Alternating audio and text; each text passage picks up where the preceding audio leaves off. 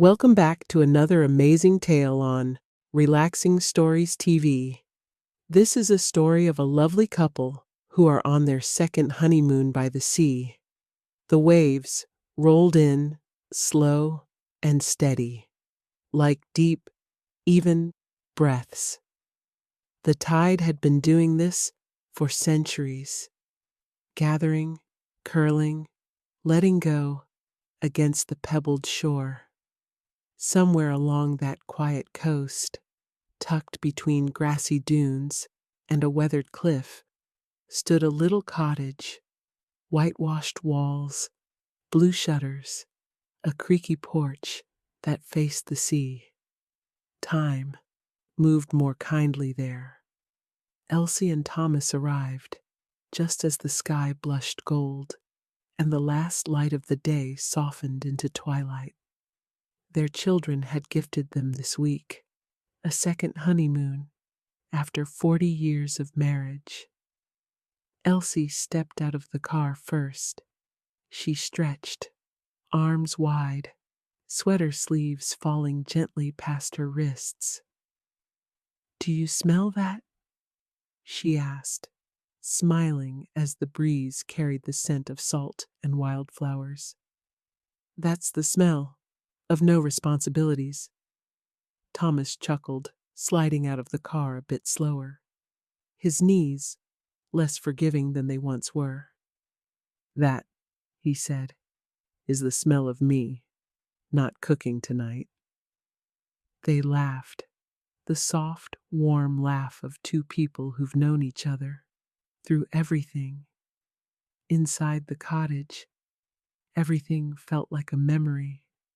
Floral curtains faded by the sun, a little fireplace with kindling ready, a welcome basket with teas and honey and sea salt biscuits. In the bedroom, seafoam green walls, a bed with a quilted cover, and windows that opened to the sound of the ocean. Above the front door, a small wooden sign hung gently, carved with just two words: "Slow down." So they did. That night, they wrapped themselves in blankets and sat on the porch. The sky turned, lavender, then navy, then deep, star-dusted blue. Thomas poured 2 glasses of wine, red for her, white for him. They listened to the waves, talking in that old, rhythmic way. The wind brushed past them, carrying old sea songs and the hush of the tide. "Do you remember our real honeymoon?" Elsie asked. Thomas smiled. "I remember the hotel had no hot water," he said, "and a stray cat tried to sleep in our luggage." They laughed again, not loudly, but gently, the way people do when silence feels like home. That night, they left the windows open, the curtains moved like breath, and the ocean sang them to sleep. The next morning was slow and sweet. No alarm, no plans, just the soft morning light and the scent of fresh bread. Thomas sliced it thick, while Elsie made eggs, always over easy.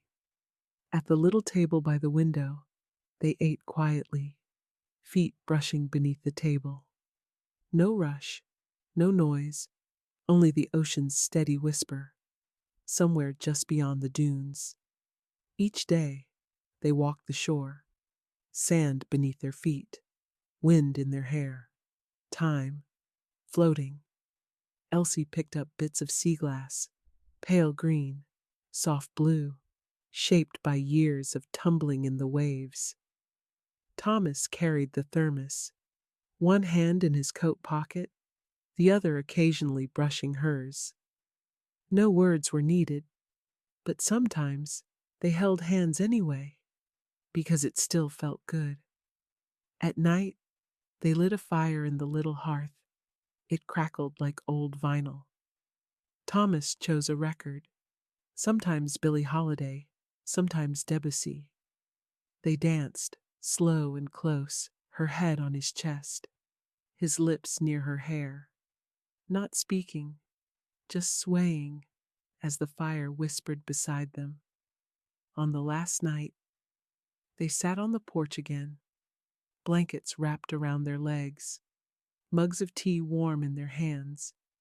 The sky was painted in soft golds and blues, then grays, then sleep. "I'd marry you all over again," Elsie whispered. Thomas smiled, pulling her a little closer.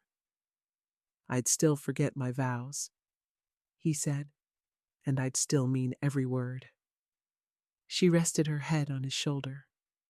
The ocean rolled on, and somewhere in the waves, in the stars, and in the stillness between breaths, they both fell asleep, wrapped in warmth and memory and each other.